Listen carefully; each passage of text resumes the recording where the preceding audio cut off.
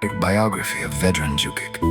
Some lives are measured in years, others are measured in songs. For Vedran, known to many as Croatian sensation VJ, life has been counted in melodies, those songs about friendships, journeys, heartbreaks, and over 600 originals written across continents in few decades. Born in Croatia and brought by destiny to Alaska in '95, he arrived not knowing that the life in rugged north would become the proving ground of his musical soul. Yep, there, among the mountains, rivers, forests, and long northern nights, a songwriter found his voice and soul. His first true companion was not fame nor fortune, but a lightly played Fender acoustic purchased from an old man's at garage sale, $100 worth. Well, so worth it! The last money he had, sweet mahogany became a doorway, and he spent countless hours playing along to the songs of Bryan Adams, learning the language of melody, rhythm, storytelling, and emotion. Every chord was a lesson. In Kenai, Alaska, mentors found him and became friends, helped him shape his journey. Mike Morgan, Whitey, Robert Costley, and many others shared their knowledge, encouragement, and belief in a young musician determined to write his own songs.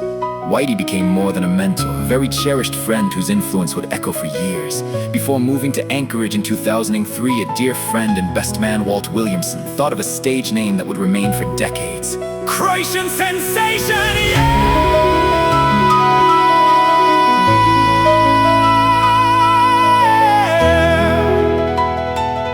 Later, Vedran added his initials to it, making the identity known around the world as Croatian Sensation VJ. His years that followed were filled with music and his love's muses in a plentiful. He studied voice, sang as a second tenor in an American-Russian choir by invitation, learned keyboards, and continued to expand his craft. The Rain Song guitar eventually became his trusted musical companion, carrying hundreds of songs through countless performances.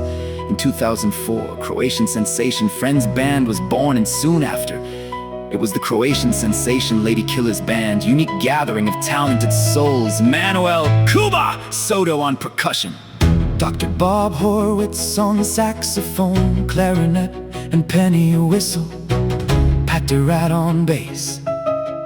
Later joined by pianist Chris Wolpert and gifted flutist Sarah Glaves. Together they played original music throughout Anchorage and the Matsu. Their stages were open mics, local venues, community gatherings, and spontaneous jams with tourists and Alaskans alike, hearing songs born from real life, real people, real hopes, and real heartbreaks. Oh yeah, that is life and love and troubles.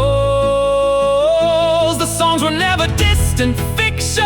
They were about love, true love, dedication, about longing, about friendships, about loss, about everyday miracles hidden inside ordinary moments.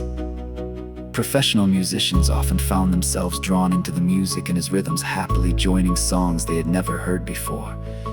There was something welcoming in these melodies, something human in the stories, connecting. Along the way came mentors whose wisdom left lasting marks: Matt Hammer, Ed Christensen, Virgil Lee Gattenby, Patty Green, and others who helped nurture the artist and the man. Life, however, gives and takes. Whitey passed on.